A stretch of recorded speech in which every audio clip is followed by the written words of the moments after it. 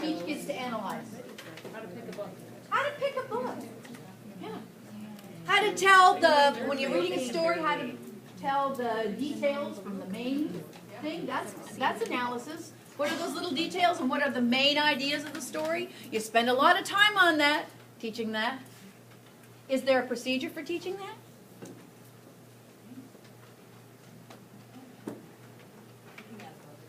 No, picking out a book. Do you use a procedure for picking out a book?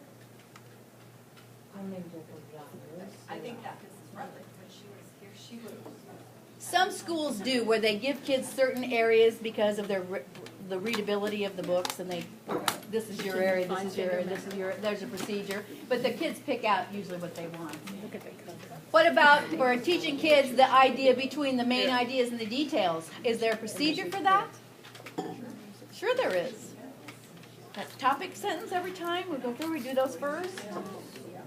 Then how does it fit in the whole? What's another thing that you teach that's analyzing? Understanding the Constitution. Understanding the Constitution. And what do you do with it that makes them have to analyze it? Way to put me on a spot.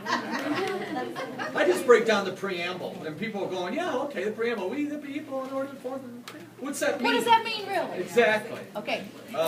Simply put, it's the 6 reasons why we're forming a new government, because. And then we go back and we look at the previous history, and then we figure out why our founding fathers actually put this in here, because of all the wrong things that the king did. So you're doing a lot of this. You're determining the underlying purpose, the underlying reason for why all these things are there. That's attributing, that's analyzing. Very good.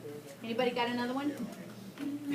I think you do this. Go ahead. In my art class, you could be breaking down elements and principles of design and having Analyzing a piece of art. Breaking it down. Yeah, I think you do this more than you think you do. And so that's why when you start looking at your own curriculum and your own things that you're doing in your classrooms, I want you to remember that some of you are going to be over here once in a while, and that's a good thing. Okay, let's try the next one. How about evaluate? That's where you have kids make judgments based on criteria and standards. They're either checking for material, you've given them a list and they're checking for it, or they're critiquing it by judging the product based on external criteria. The difference between the two. Talk at your tables what you think is the difference between checking and critiquing. It's like this. See if you can figure out what